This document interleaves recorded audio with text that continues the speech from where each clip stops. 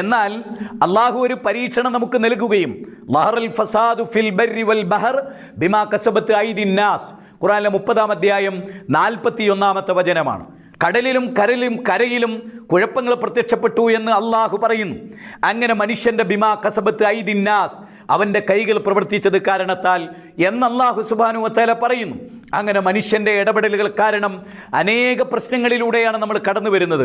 Wuhan സിറ്റിയിലെ sea food മാർക്കറ്റിലൂടെ കടന്നു വന്ന COVID-19 ലോകത്തിൻ്റെ വിവിധ ഭാഗങ്ങളിൽ താണ്ഡവമാടി കടന്നുപോയപ്പോഴും 2 ജലപ്രളയങ്ങൾ നമ്മെ വന്ന് ധ്വംസിച്ചപ്പോഴും പരീക്ഷിച്ചപ്പോഴും എല്ലാം തന്നെ പതറാതെ നാം മുന്നോട്ട് പോവുകയാണ്.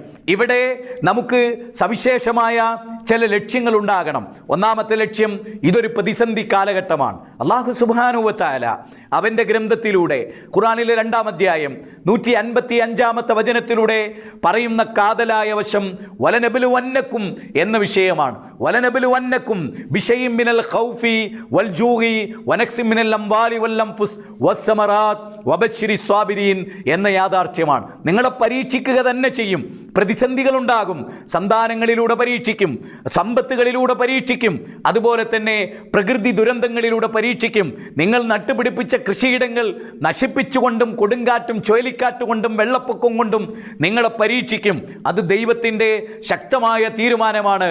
അന്ന് വബശ്ശിരിസ് സ്വാബിരീൻ, ക്ഷമിക്കുന്നവർക്ക് പുണ്യമുണ്ട് എന്നാണ്. എന്നിട്ട് ഖുർആൻ പറഞ്ഞു, ആരാണ് ആ കൂട്ടർ?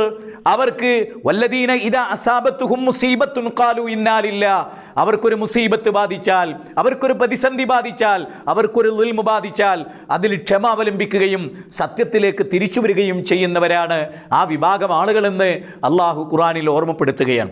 വസുൽസിലു സിൽസാലൻ ശദീദ, കഠിനമായി അവർ വിറപ്പിക്കപ്പെടും എന്ന് അള്ളാഹു സുബ്ഹാനഹു വ തആല പറഞ്ഞിട്ടുണ്ട്. അതുകൊണ്ട് തന്നെ ഈ കാലയളവ് പരീക്ഷണത്തിൻ്റെ കാലയളവാണ്. എന്തിനാണ് എൻ്റെ റബ്ബെന്നെ പരീക്ഷിച്ചത്? എന്തിനാണ് പരമകാരുണികൻ ഞങ്ങളെ പരീക്ഷിക്കുന്നത്? അതേ വിശുദ്ധ ഖുർആൻ സൂറത്ത് ഇൻസാനിൽ പറഞ്ഞുവല്ലോ, 76-ാം അധ്യായത്തിൽ പറഞ്ഞുവല്ലോ,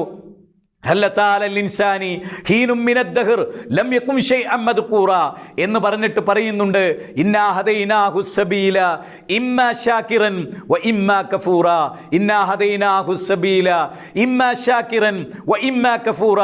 ആരാണ് നന്ദിയുള്ളവർ, ആരാണ് നന്ദി കെട്ടവർ എന്ന് നോക്കാൻ വേണ്ടി അള്ളാഹു നിങ്ങളെ പരീക്ഷിക്കുമെന്നാണ്. തിന്മ നങ്കൂരമിടുന്ന ഒരു കാലഘട്ടത്തിലാണ് നമ്മൾ ജീവിക്കുന്നത്. ഒരു ലോകം മുഴുവനും ഒരാഗോള ഗ്രാമസങ്കല്പമായി രൂപപ്പെട്ട ഈ കാലഘട്ടത്തിൽ ആധുനികമായ സംവിധാനങ്ങളിലൂടെ അഥവാ ടെക്നോളജികളിലൂടെ അധുനാധുനമായ ആശയവിനിമയ സംവിധാനത്തിലൂടെ നമ്മുടെ കൈകളിലുള്ള മൊബൈലിലൂടെ അനേക ലോകത്ത് നമ്മൾ കടന്നു പോകുന്നുണ്ട്.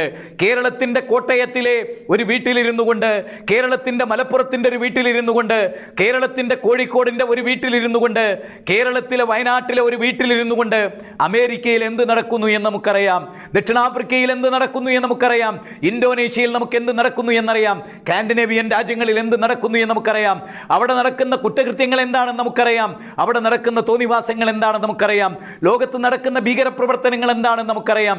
ഇതെല്ലാം നമ്മൾ മനസ്സിലാക്കുന്നുണ്ട് ഈ പ്രതിസന്ധി ഘട്ടത്തിൽ.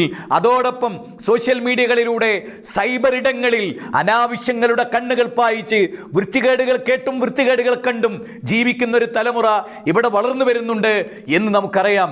അവരെയൊക്കെ നമുക്ക് നിയന്ത്രിച്ചു നിർത്താൻ, അതിനെയൊക്കെ നമുക്ക് പിടിച്ചു നിർത്താൻ ഒരു മാർഗമേ ഉള്ളൂ, അള്ളാഹുവിൻ്റെ ഖുർആനിലേക്ക് മടങ്ങുക.